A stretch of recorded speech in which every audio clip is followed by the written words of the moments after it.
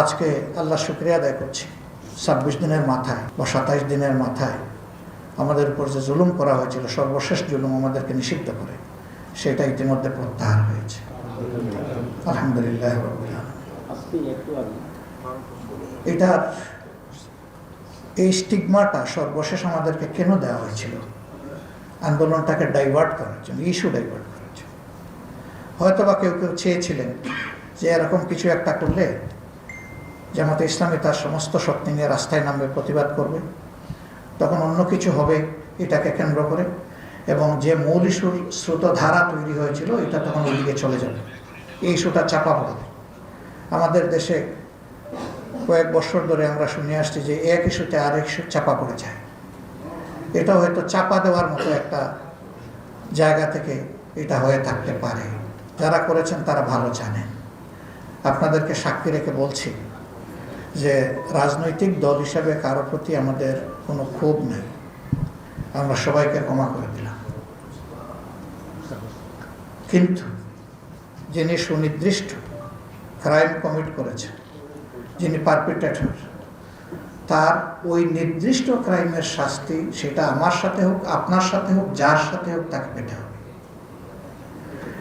এটা যদি নিশ্চিত না হয় তাইলে সমাজে কোনো সংশোধন হবে না। পারপিট্রেটররা তখন uncontrolled, beyond control, without owning speed control, তারা অন্যরকম হয়ে যাবে, বেপরোয়া হয়ে যাবে। এই জন্য এটা ন্যায্যতার দাবি, ন্যায় বিচারের দাবি, সভ্যতার দাবি, সামাজিকতার দাবি, শান্তির দাবি, এটা হতে হবে।